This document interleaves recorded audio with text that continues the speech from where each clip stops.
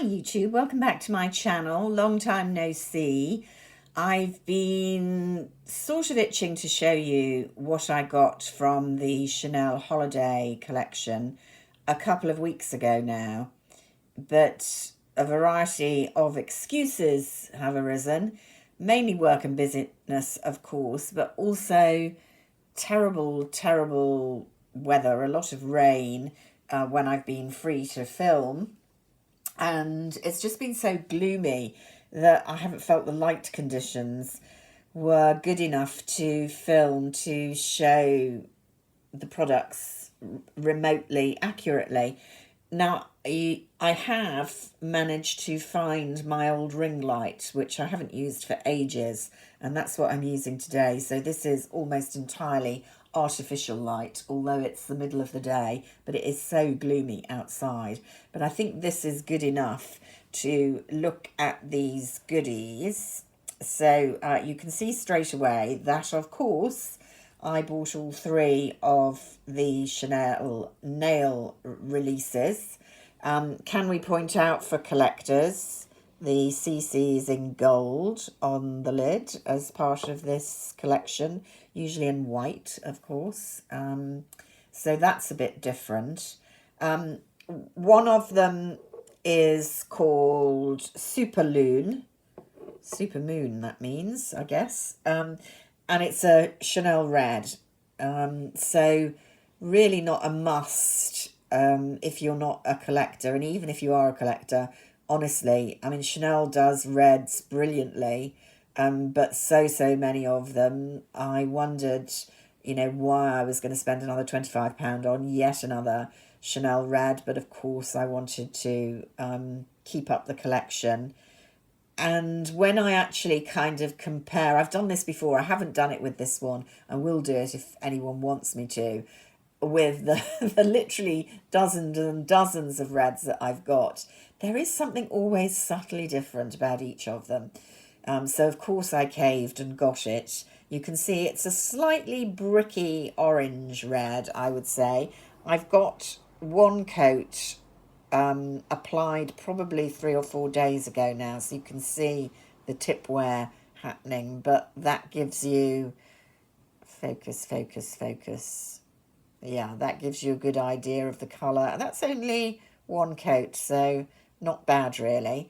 Now I also bought the top coat, again with some misgivings. This is the top coat, very pretty in the bottle, and can you see a little preview in my thumb there.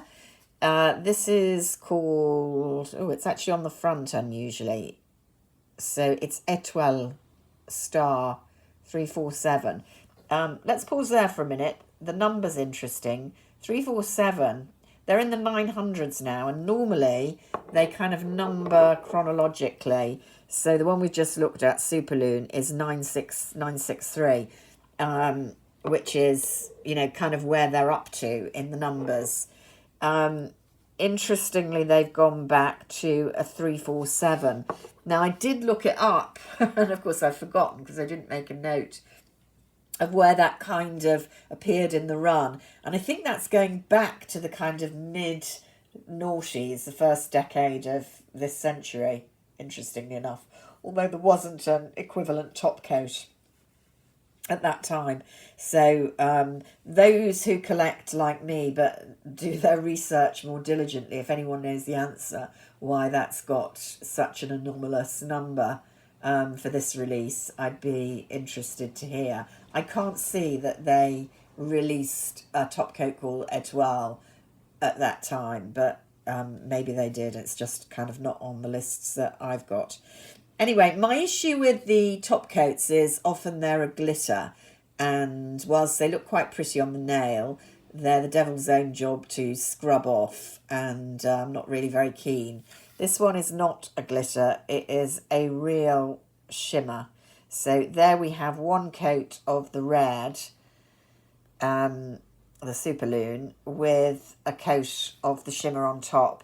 And I think it's really effective, actually, because it gives that kind of micro shimmer that we often see in bottles of Chanel polish that don't really show up when painted on the nail. They just make it look shiny. Now, Superluna hasn't got any micro shimmer, but this top coat definitely supplies that, and I think really adds something festive, but also, you know, reasonably wearable. So, because it's quite subtle. Really like the top coat, to the extent I might buy a backup, and I have promised myself to stop backups of nail polishes. Now, I've just done one nail on the other hand of the third polish, which is the one most people are going to be interested in, Clair de Lune, because it's the more unusual.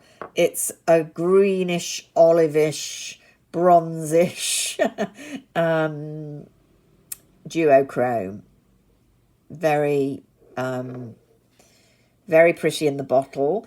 I don't know how flattering it is on skin tones. I'm not sure it's super flattering on me. I did wear it when I first got it. It wore very well for about 5 days, week. But I'm not sure it's the prettiest on me. Made me think of Peridot a little bit, for those of you who've collected for a while. But it is very festive, and you could do kind of accents, whatever you like, and pretty it up with the top coat. So there we go on the polishes. I paused long and hard before the quad. This is Ombre de Lune, Shadows of the Moon.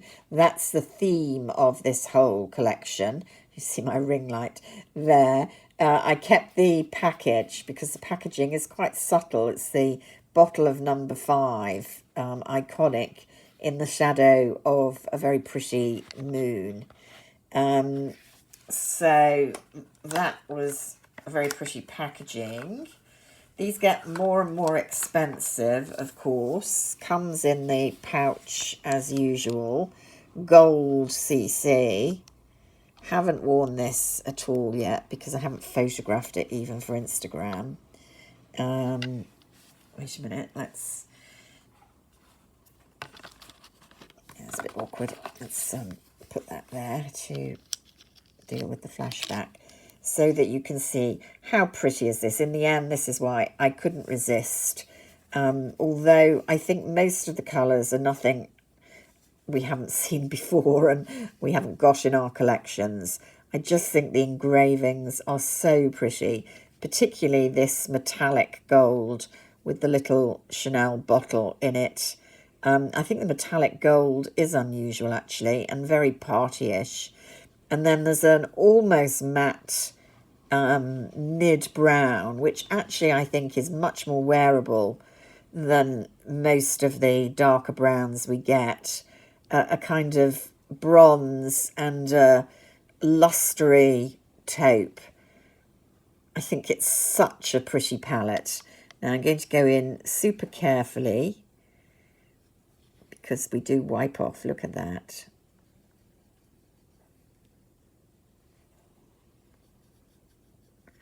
Trying not to wipe off the pattern.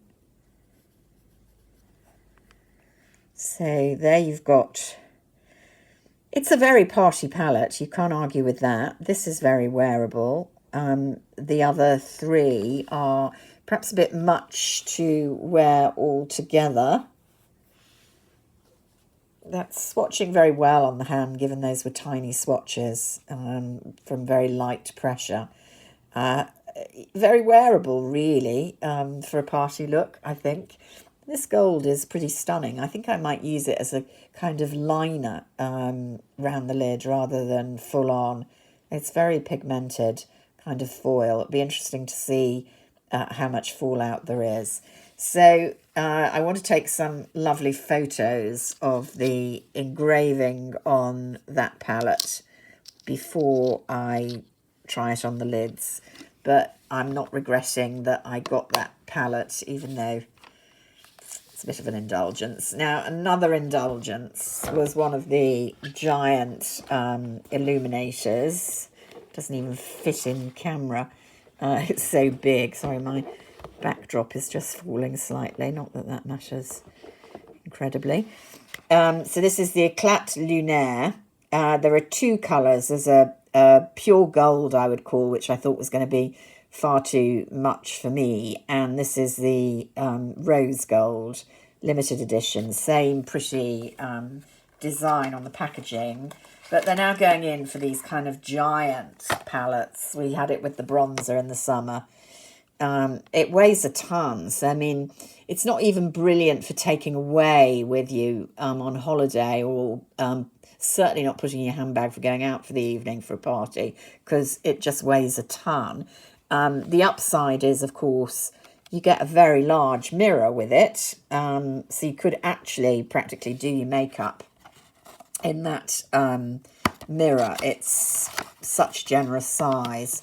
No pouch with this, interestingly. And there again, you know, we've got the really, really pretty design, which is going to wear off super quickly, which is why I need to photograph it. Now, in a lifetime of highlighting and going to the very few parties I go to, I'm never going to use anything like all of this. I don't really understand why they would do such giant editions. You can use it on your eyes, of course. It's a very pretty peachy gold. It's going to look good on blue eyes as a party shade. I don't know what it's going to look like on the cheeks as a highlighter. You could, of course, use it on, you know, shoulders and décolletage, which I suspect they'd say is why they've done such a, you know, big version, but I don't know. So let's swatch that. So there you go. Some similarities between the eyeshadow palette and the